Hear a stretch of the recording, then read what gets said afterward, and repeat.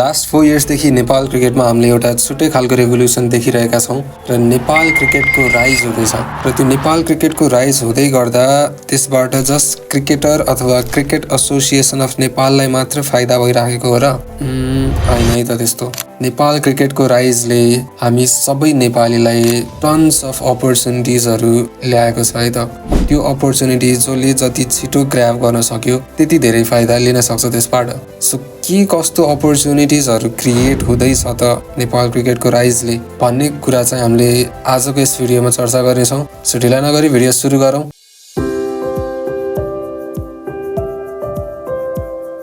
Mostly नेपालीहरूको लागि cricket भनेको एउटा इमोसन हो, प्राइड हो, एउटा सोर्स अफ इन्टरटेनमेन्ट हो। तर के यसलाई तपाईँले डिफ्रेन्ट तरिकाले हेर्नु भएको छ त? डिफ्रेन्ट तरिका भन्नाले एज एन अपर्च्युनिटीको रूपमा हेर्नु भएको छ त? सो धेरैजनाले छैन होला। बेसिकली बिजनेसको भाषामा क्रिकेट भनेको एउटा अटेन्सन इकोनोमी हो। So business grows where attention flows भन्ने कुरा पनि तपाईँलाई थाहा हुनुपर्छ। एन्ड राइट नाउ नेपालको सबैभन्दा स्ट्रङ अटेन्सन भनेकै क्रिकेटसँग छ साइड पोलिटिकल कुराहरू। सो पहिला क्रिकेट एउटा निश स्पोर्ट थियो भने अहिलेको टाइममा क्रिकेट मास मुभमेन्ट बनेको छ। जस्तै नेपालमा क्रिकेटको म्याच हुँदै गर्दाखेरि पुरै स्टेडियम भरिएको हुन्छ। त्यसै गरी हाम्रो नेपाल क्रिकेट टिम फरेन कन्ट्रीमा गएर खेल्दै गर्दाखेरि पनि फरेन कन्ट्रीको स्टेडियम पनि हामीले भरेको देख्न सक्छौँ। त्यसै गरी नेपाल क्रिकेटको लाइभ प्रसारण चाहे त्यो फेसबुक पेजबाट होस् या त युट्युब च्यानलबाट होस् हरेक चिजमा चाहिँ लाखौंको संख्यामा हामीले भ्युअर्स आइरहेको देख्न पनि सक्छौँ।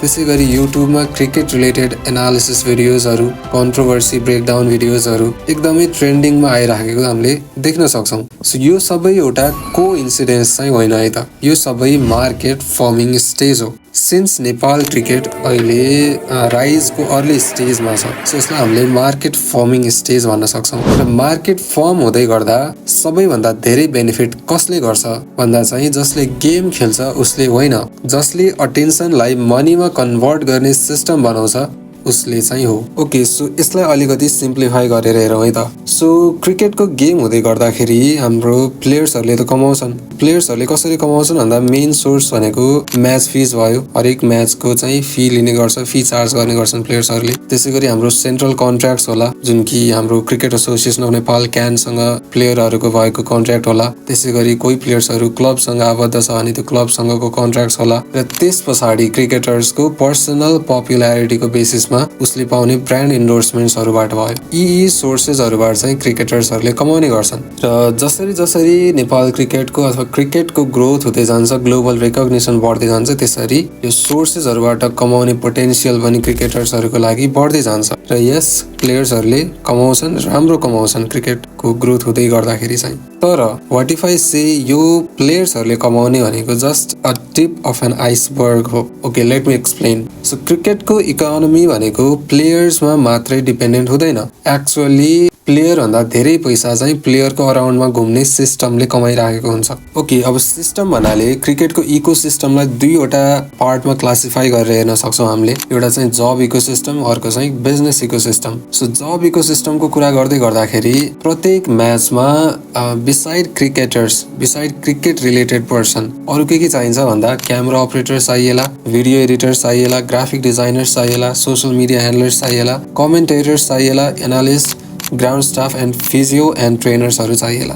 सो यो पोस्टको लागि पनि डिमान्ड बढ्ने गर्छ हरेक म्याचमा, right? So if you have any of this skill mention अबभ then you can grab this opportunity. So यो जबहरूमा के हुन्छ भने धेरैजनाले क्रिकेट खेल्ने होइन, तर क्रिकेटको म्याच भएको कारणले यसको चाहिँ डिमान्ड बढ्यो र यो अपर्च्युनिटी चाहिँ इभन दो क्रिकेट खेल्न नआए पनि यो काम आयो भने चाहिँ त्यो मान्छेले यो अपर्च्युनिटी ग्र्याब गर्न सक्छ जस्ट बिकज क्रिकेटको गेम भइरहेको छ त्यसको कारणले गर्दाखेरि, राइट? सो त्यही भएर यसलाई चाहिँ हामीले इनडाइरेक्ट इम्प्लोइमेन्टको रूपमा हेर्न सक्छौँ। सो यो त थियो जब इकोसिस्टमको कुरा। अब कुरा गरौँ हाम्रो बिजनेस इकोसिस्टमको बारेमा। क्रिकेटले जस्ट जब मात्र क्रिएट गर्ने होइन कि बिजनेस अपर्च्युनिटिज पनि क्रिएट गर्छ।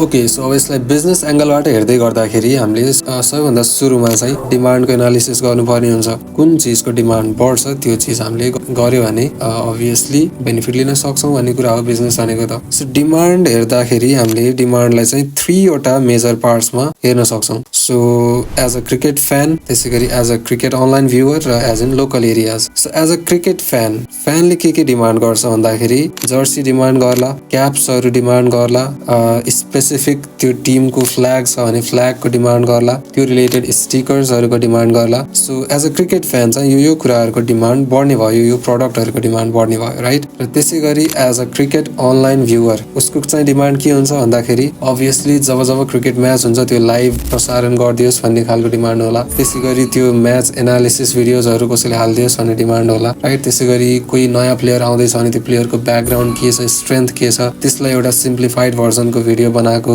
त्यस्तो खालको भिडियोको डिमान्ड होला। सो भ्युवर्सहरूको डिमान्ड चाहिँ यो हुने भयो, राइट। र त्यस पछाडि हाम्रो लोकल एरियाजमा भनौँ न म्याच, कुनै पनि क्रिकेटको म्याच हुँदै गर्दाखेरि स्टेडियममा म्याच हुँदै गर्दाखेरि त्यो लोकल एरियामा के को डिमान्ड हुन्छ। जब त्यत्रो स्टेडियम भरिन्छ तब अभियसली मान्छेलाई त्यहाँनिर नजिकै केही खाने कुराको स्टल होस् भन्ने खालको डिमान्ड होला, राइट, फुड स्टल्सको। त्यसै गरी कोही मान्छेले बाहिरबाट आएर चाहिँ म्याच हेर्दैछ भने उसलाई बस्ने ठाउँ चाहिएला, सो होटल्स एन्ड लजेसको डिमान्ड बढ्ने भयो। त्यसै गरी कोही मान्छे चाहिँ अलिकति टाढाबाट आएर चाहिँ म्याच हेर्दैछ भने उसलाई मेन्स अफ ट्रान्सपोर्टेसनको डिमान्ड इम्पोर्टेन्ट लाग्ला। सो यसरी डिमान्ड चाहिँ डिफ्रेन्ट सेक्टर्समा डिफ्रेन्ट पर्सपेक्टिभ, डिफ्रेन्ट एङ्गल्सबाट हेर्न सकिन्छ। अब यसमध्येबाट कुन चाहिँ डिमान्ड तपाईँले राम्रो तरिकाले फुलफिल गर्न सक्नुहुन्छ भन्ने कुरा चाहिँ तपाईँमा डिपेन्ड हुने भयो। ओके, बाइ नाउ तपाईँले चाहिँ क्रिकेटबाट क्रिएट हुने अपर्च्युनिटिजहरूको बारेमा बुझ्नुभयो होला, both from job perspective and business perspective. Now अब मैले अघि के कुरा पनि गरेको थिएँ भन्दाखेरि प्लेयर्स भन्दा धेरै जसले यो अपर्च्युनिटीलाई मनीमा कन्भर्ट गर्ने सिस्टम बनाउँछ उसले चाहिँ धेरै कमाउँछ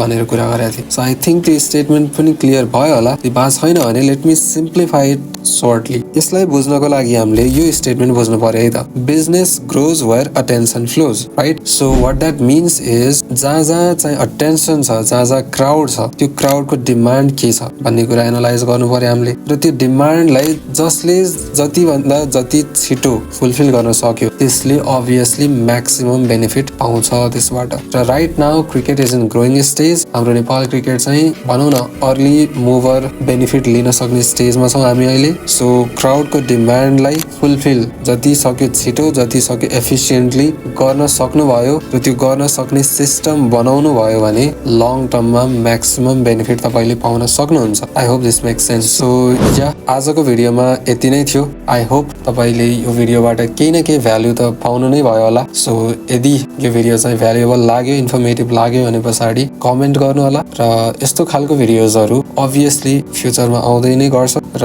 हरेक भिडियोजलाई फाइनेन्सियल आइजबाट चाहिँ एक्सप्लेन गर्ने मेरो कोसिस रहनेछ र फाइनेन्सियल कुराहरूलाई अझ सिम्प्लिफाई गर्दै जाने मेरो कोसिस छ। सो या यो जर्नीमा कनेक्ट हुनको लागि च्यानललाई सब्सक्राइब गर्न नबिर्सनु होला। I will see you in the next one. For now, thank you for watching this. हस्त, धन्यवाद।